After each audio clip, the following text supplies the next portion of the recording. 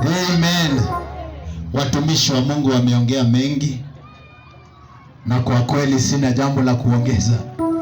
Jambo ambalo naweza sema ni kwamba nilipokuwa nimesimama hapa nimeona watu wengine wanapanda, wengine wanashuka. Lakini unapochunguza kwa umbali na undani unapata kwamba ni watu ambao wamebeba shida nyingi. Wako na mambo mengi katika maisha yao. Ni vile tu wote wanaogopa kufunuka ili wakaweze kusaidiwa. Bwana Yesu asifiwe. Nashukuru mtumishi wa Mungu Petero, siku moja hata yeye kuna wakati alikuwa anazama.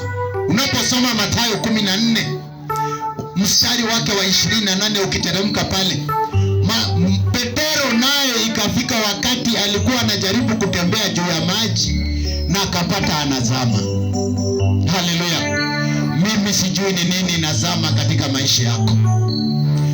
Petero alimlilia Yesu akamwambia Yesu, mimi ninazama, niokoe. Wewe utamlilia nani?